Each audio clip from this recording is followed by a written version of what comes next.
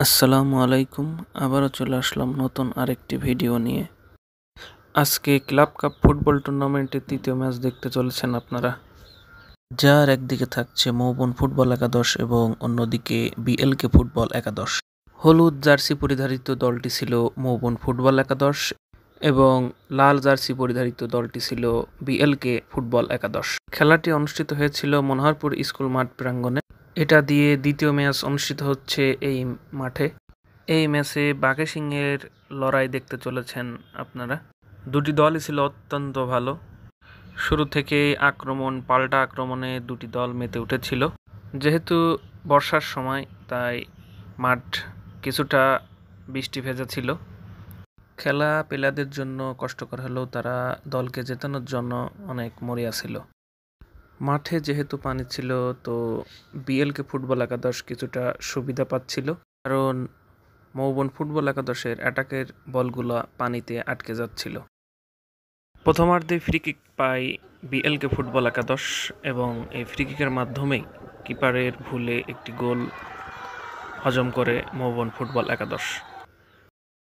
Half টাইমের আগেই BLK football একাদশ 0-1 গোলে তারা এগিয়ে যায়। তবে মৌবন ফুটবল একাদশ কিন্তু তাদের হাল ছেড়ে দেয় না। এই খেলার আয়োজনে ছিল শৈলকুপা ফুটবল একাডেমি।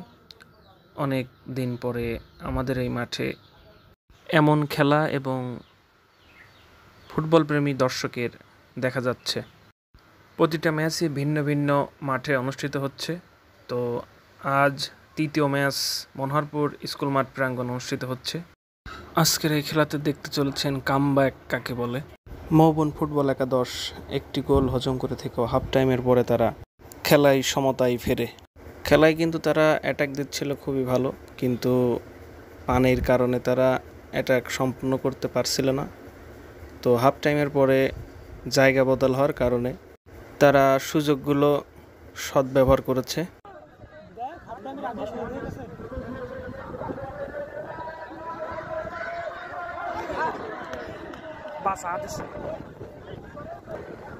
আবহাওয়া কিন্তু খুবই খারাপ ছিল।